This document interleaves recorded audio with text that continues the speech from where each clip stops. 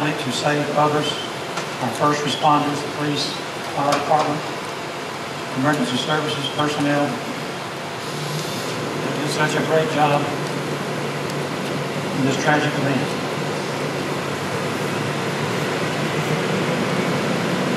You realize that a child born in 2001 will now be in middle school. But I bet every one of you remember exactly where you were when you heard this news. Things like that don't go away. They're not erased. They're etched forever as one of the tragic, profound events in American history. We have with us today a gentleman who has first-hand knowledge of that occurrence. Employee of the World Trade Center in the earlier bombing in the 90s. Very close friends that were there 14 years ago today. I'd like to ask Mr. John Nixon to come up and share his experiences 14 years ago.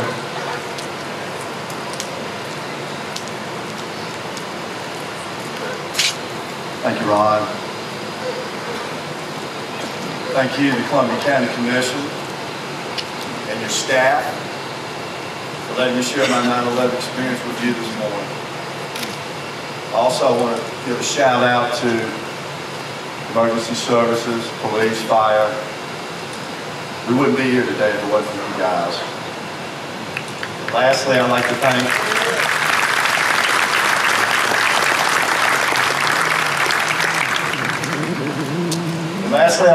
my family and friends for being here today also. I love each and every one of you, and I'm humbled. And also, don't want to forget the Columbia County citizens and Richmond County. And also for everybody who is watching this streaming live. Today is a sad and solemn day. But it's also Patriots Day. We are all patriots. We love our country, and we're willing to sacrifice our freedom. This military memorial wall that stands behind me is a testament of your patriotism. Columbia County is to be congratulated for their efforts in support and constructing this wall, honoring their own who served this country. What a beautiful tribute. We're here today to pay tribute to our beloved country that was brutally attacked and to honor the 3,000 lives that were lost. Like the names of the two airlines that were used in the attack 14 years ago, we are American and we stand united. My love for America has never wavered, and perhaps your love for this country hasn't either. But I ask you this question. After 14 years since the attack, has America's loyalty in honoring 9/11 faded? Naturally, I think it has. 14 years was a long time. Let's go back for a minute to 2001. Remember how united we were after 9/11? Across this country, flags were flown in every yard, in every city, and in every house. The public outpour of love was unshakable. People on the streets were no longer strangers, and everybody was nice to everybody. As the Bible taught us, we loved our neighbors as we loved ourselves. We had this unsinkable American, where has this unsinkable American spirit gone? Candidly, I'm not sure that I have these answers. But your presence here today demonstrates your love of our country, and I deeply thank you for it. My story surrounding 9/11 covers almost 18 years of my life. So I will be blunt and tell you that I lost over 150 co-workers and several close friends, who many I consider the very best of friends. My story is how I made two life-changing decisions. One that ultimately saved my life, and the other decision that changed my life forever. My story begins in 1984. I had just graduated from the University of Georgia and was going to work on Wall Street for a bond firm named Cantor Fitzgerald. Their offices were located on the 105th floor of the North Tower of the World Trade Center. I had just been offered a full-time position as a government securities bond broker. The only requirement is that I have an American Express card so I can entertain clients. And here it is, right here. Member since 1984. I just couldn't get over the fact that the University of Georgia had actually qualified me for this job. These guys were going to pay me to entertain. I thought, how awesome is this going to be? This was the perfect job for me. They even sent me to a wine school so I would know how to impress my clients. It was definitely a young man's business. There were 10-hour work days followed by many nights a week of entertainment.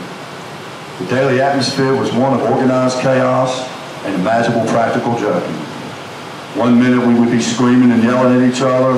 The next minute we would be dancing around the trading room. The adrenaline was at a high level. You had to be thick-skinned and take criticism in stride. It was fraternal, but extraordinarily stressful. Everybody had a nickname. Mine was Jumbo, for obvious reasons. I'm big and I'm loud. I guess that's another qualification for being a bond broker. The trading room was enormous. It covered over 3/4 of the entire floor with sweeping views of New York City and beyond. We sat elbow to elbow, lunch counter style. Everybody knew everybody's business. Because of this intimate atmosphere, we fostered everlasting relationships. We were a band of brothers. Our social life radiated out of the office. We were knitted together by engagements, weddings, births, dinners at the finest New York City restaurants, and my favorite, summer weekends in the Hamptons. This was now my northern family. My career had advanced quicker than I had ever imagined. Little did I realize that I was having the best time of my life. I married my college sweetheart, and life was good. As the business grew, the firm expanded, and new trading desks were built. I had survived several historical events, such as the stock market crash of 1987 and the 1991 Gulf War. Both, by the way, were very good for the bond market. I even worked the day Hurricane Gloria hit Queens and Long Island in 1985. In 1991, I became vice president and partner. But in February of 1993, we lost our momentum. A bomb had exploded in the parking garage of the Twin Towers, killing 6 and injuring over 1,000. I evacuated down 105 floors in a smoke-filled, dark, and very crowded stairwell with my good buddy John Iskion. Terrified, we stuck together as it took us 2 hours to evacuate. Little did we know at the time, this would be a dress rehearsal for 9/11. Cantor Fitzgerald was out of business for a week until we relocated in the World Financial Center across the street. This was a very stressful situation filled with uncertainty. But despite our reservations, we were very anxious to get back to our trading desk in the World Trade Center. That summer of '93, the Wall Street Journal reported that a bomb used in the terrorist attack contained sodium cyanide. As you can imagine, this was not well received by other tenants, politicians, and myself for that matter. The article reported that if the bomb would have been properly ignited, pointing upward instead of downward, the poisonous gas would have emitted throughout the Twin Towers, killing all of us. However, this poisonous gas was never admitted as evidence in the trial of the attackers. During that trial, the blind sheik, Omar Abdel Rahman, you remember that guy who wore the Wayfarer sunglasses and the Santa Claus hat, made a comment to a federal marshal that his terrorist group would be back to knock down those Twin Towers. Suddenly, working in the World Trade Center was not so glamorous anymore. We were concerned and thought to ourselves, what are we going to do about it? A few brokers left, some claimed mental disability, and several back office personnel quit as well. From 1993 to 1995, business had been the best ever for me. Kenneth Fitzgerald was now the #1 pawnbroker on Wall Street. With this success, however, came the added stress and growing pains. I was grieving from the loss of my parents who had died, naturally of old age. By mid-1996, I was feeling overwhelmed by the changes in the market. We were becoming electronic-based, and rumors of downsizing were circulating. I was getting burned out. After 13 years of a fabulous but demanding career, I was looking for something different. It was time to start a family and settle down. We were expecting our first child in February of 1998. I was still pondering my future with Kenneth Fitzgerald and weighing my options. We lived in a one-bedroom co-op in Greenwich Village. My commute was only 7 minutes by taxi, as it took longer to get up the elevator to my offices in the World Trade Center. We needed space for the baby, and eventually we would have to move. Everybody knew that I was allergic to commuting, so the thought of getting up at 5 a.m. was not even an option. In the fall of 1997, I was offered a job selling insurance in East Hampton, Long Island, a beautiful summer resort town where we had a second home. After long consideration, we decided that we would make this move to our second home, and I would take this insurance job. I resigned from Kenneth Fitzgerald on December 31st, 1997. It took me all day to say my goodbyes. I was leaving my family that had been so good to me for almost 14 years. This was the biggest career decision of my life. I was scared and still had many reservations. My daughter was born a month early in January. So thankfully, all my energy was now devoted to her. Almost 18 months after I started my new career, my son was born in Stony Brook, Long Island. I was working hard with the new job while my wife stayed extremely busy with the children. We made several new friends, and in a way, it felt like starting over. But we were extremely happy and enjoying our new life. Life was good again. On September 11, 2001, I was getting dressed for work and watching ESPN when my wife ran into the room to tell me to change to the news.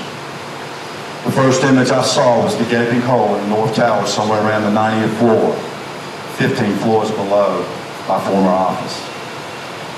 I screamed and began to panic. I knew exactly what was going on inside the offices of Kenneth Fitzgerald. After living through the 93 bombing evacuation, I could visualize the smoke filling the trading room. By the time I got to my office in Long Island, the second plane had hit the South Tower. I called one of my best friends, Billy Schwanley.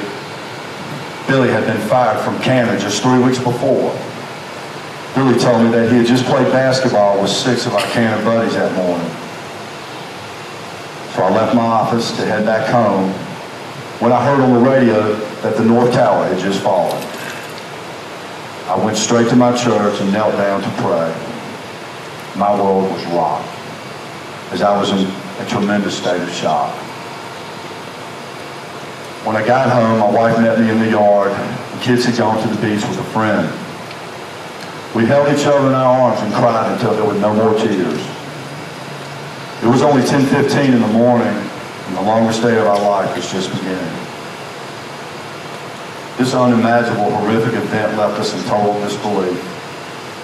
I scrambled to get information on any survivors that I could, but feared the absolute worst.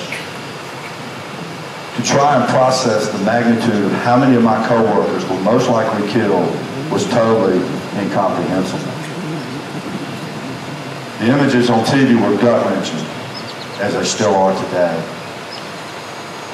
Kenneth Fitzgerald released a manifest list 2 days later.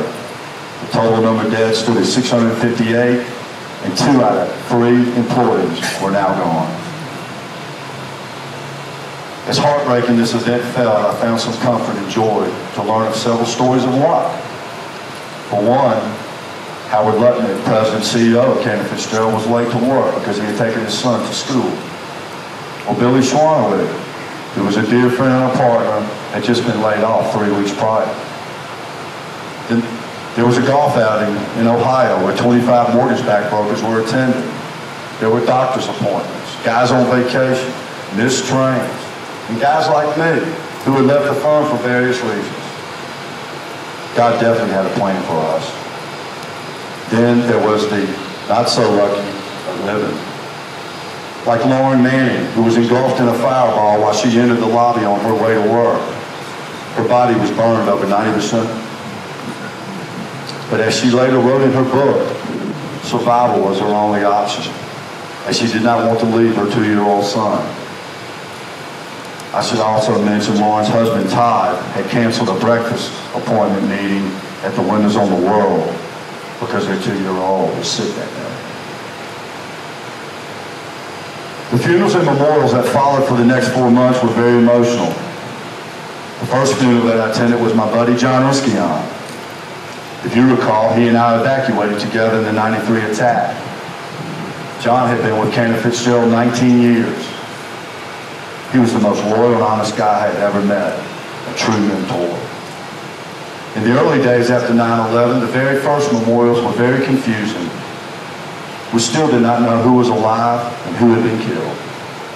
It was very awkward to offer condolences to the widows, as you could sense their resentment toward us, the living. This led to our paranoia. We asked ourselves, why are we alive? Why do we deserve to live? Only God had that answer as we quickly learned to accept it and show strength to our brethren. As time passed, the memorial services became very therapeutic. I realized that these services were as much for the living as they were for the deceased. As I mentioned earlier, I attended nearly 30 services that were all very special. However, there are a few that were extraordinary. There was George Morrell. George carried a stranger down 100 flights of stairs in the '93 bombing. George had so many friends that the entire town of Katona, New York was closed in honor for his memorial. And George was the only guy I ever knew that played liar's poker with a $2 bill. I still carry this $2 bill in memory of George in my wallet. That's right. Or Mike London. Boo-Boo was his nickname. He was known as the perennial best man, as he was in over 30 weddings. Like George Morrell, he collected friends for a hobby. Boo-Boo had just returned to Cantor Fitzgerald after working in Chicago for another firm. At Boo-Boo's memorial service, a Dixieland jazz band led the congregation as we processed down Park Avenue to his after party. Then there was my former boss, Frank Pizzuti, who had retired in 1996. Frankie lost a daughter, his son-in-law, and a future son-in-law. The daughter and the future son-in-law were to be married that following Christmas. This engaged couple, who met at Cantor Fitzgerald, had a joint memorial service, and followed by what was to be their wedding reception at a country club in New Jersey. This was a true celebration of life. As the memorials were being held throughout the fall of 2001, another source to cope with my grief and sorrow was the New York Times. Each day, the newspaper ran several personal stories of a dozen or so victims in a section titled Portraits of Grief, which was later published in this book. For me, I look forward every day to read a personal feel-good story about a lost friend. I found it very comforting. Many of the stories I had heard before, so it was nice to hear the new stories. As the months followed, my recovery from this infinite pain and sorrow continued. I needed my life returned to normal. But we knew that there was only going to be a new normal. I struggled to concentrate at work. My new firm was asking me to show more resolve. I received numerous phone calls from widows asking to grieve with them and to help contemplate their future. There was no running from this reality, nor there was any hiding. My life was totally consumed with this tragic event, as daily I was reminded. In February of 2002, my wife and I made our second life-changing decision. that we would move back to Georgia. This too was a very difficult decision. To leave our beautiful home that we treasured, saying goodbye to our friends, some we had known for 18 years, was indeed a very sad period in our life. My wife always told me if things don't work out, then we'll just move back to Georgia. It's a nice option to have. We were hearing a calling from God. Coming home was to be our salvation. As you can imagine, the news was well received by our southern family and friends, but not so much by our northern family. I was 42 years old, young enough to make these life-changing decisions. Our children were born in New York, and we had made a wonderful life there. But we strongly believed that the kids were young enough to move back to Augusta without disrupting their lives. Sometimes I look back and wonder what that former life would be like today. That personal life change I chose to take in 1997. There were some regrets, yes, but we felt for reasons I have just shared with you, this was the very best for our family.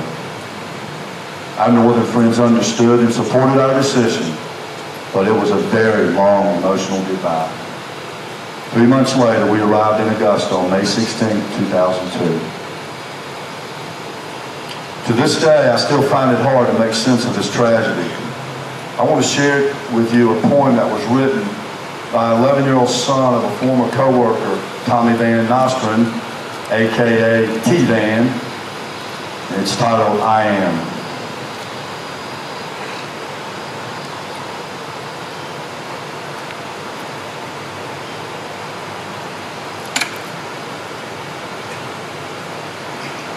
I am a boy growing up in the long world.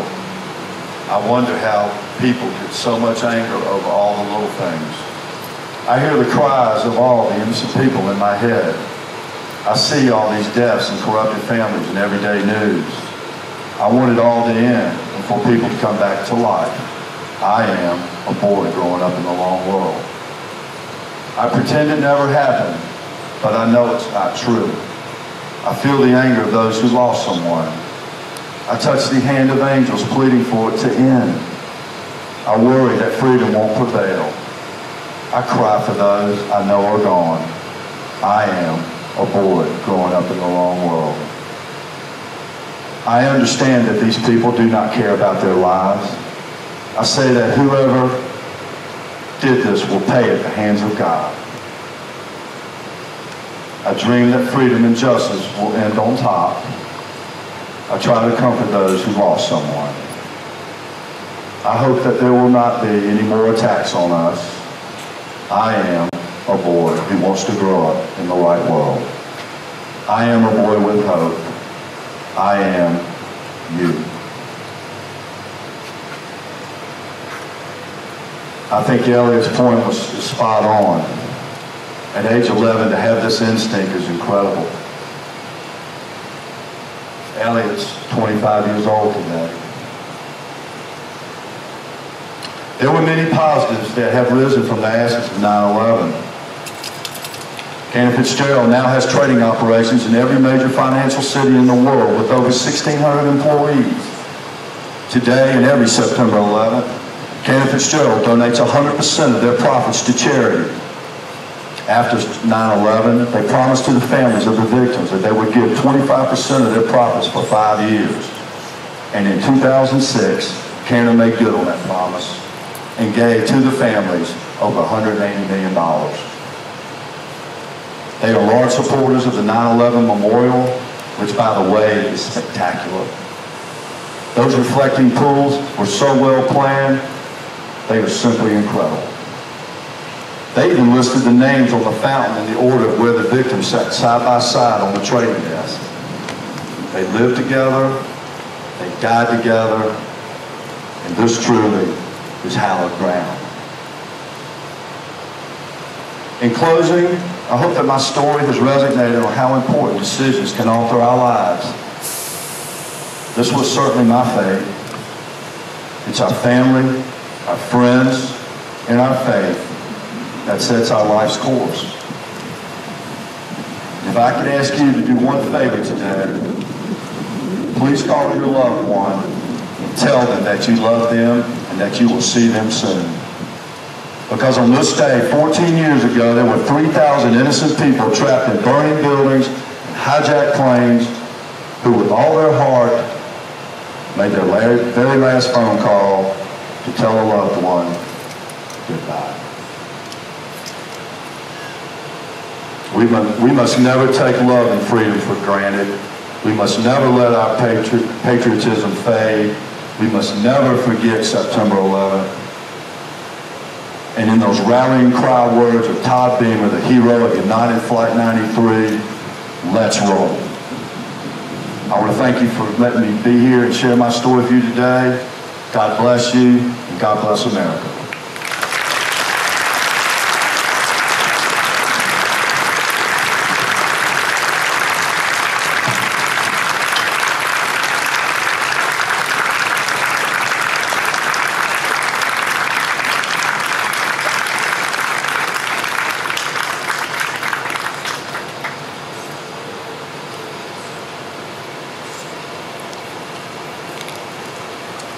We know that it's never easy to recall those events, but we thank you for your message this morning. We'll now have the presentation of the colors and then the Pledge of Allegiance led by Harvey County Deputy Administrator and retired Army Colonel Lee Kennedy. Would you please stand as you are able?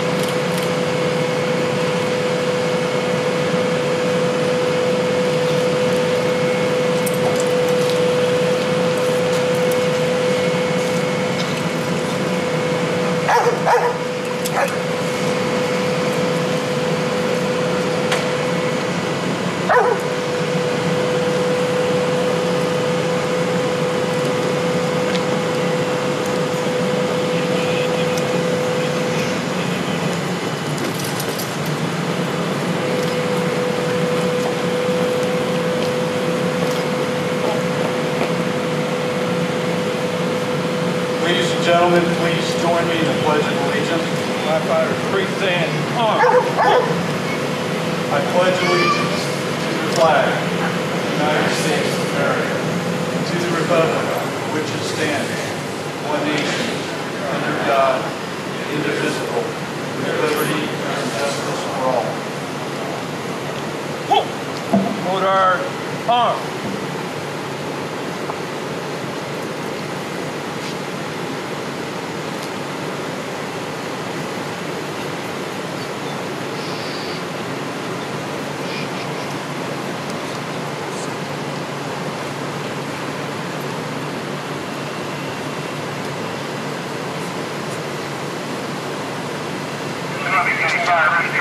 All stations, all personnel, stand by for message. Dispatch to all stations, all personnel, stand by for message.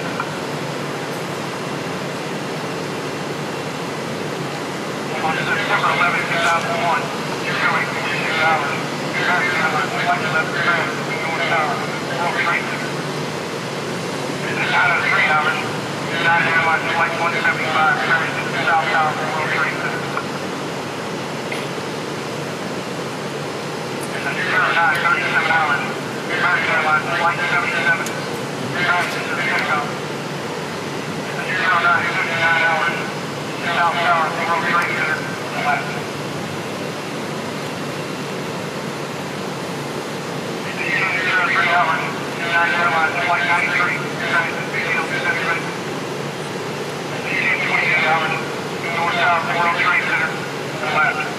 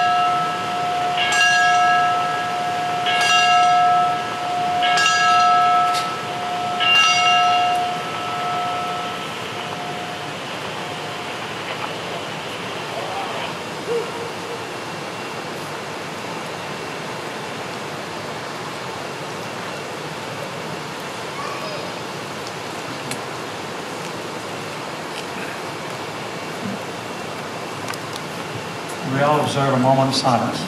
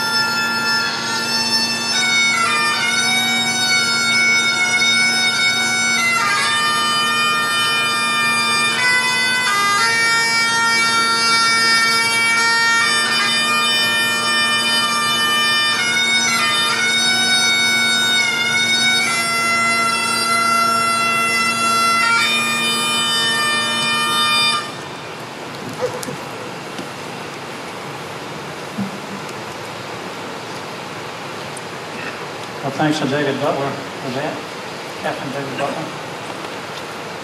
Before we have our closing prayer, I'd like to thank John again for his words to us this morning. I'd like to thank all of you for being here today. Remind you that we will have a closing song. Please use the words on the handout when that time comes. At this time, I'd like to ask the Senior Minister of West United Methodist Church, Reverend Greg Porterfield, for our closing prayer.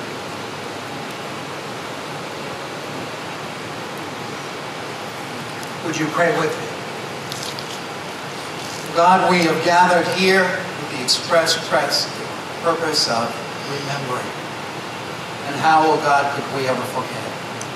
Towers that tumbled, planes that fell from the sky, and thousands of lives lost in an instant, soot, smoke. However, oh God, we've come not simply to remember, but also to resolve that evil might be in a moment, but your steadfastness is forever. And so the goodness that came from this experience we claim, and we ask that it continue in us, and that we share it as citizens together. Oh God, for it is your goodness that reigns supreme, and is forever. We claim that, even as we remember the loss of life, the tragedy that transpired. Be with us, resolve in us the best that there is, that we might perpetuate the goodness of this great land. We pray it all in Christ Jesus' name. Amen.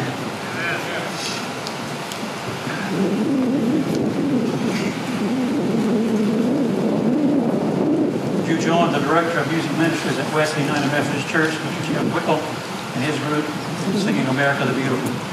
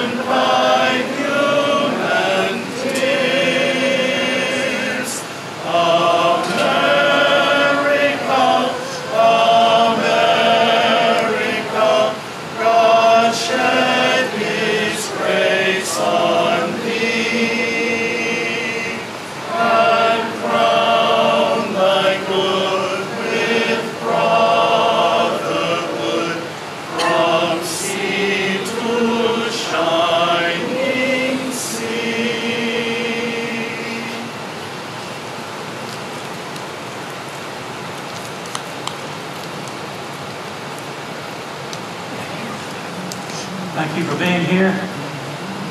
May God continue to bless Columbia County. May God continue to bless the state of Georgia. And may God continue to bless America. Thank you.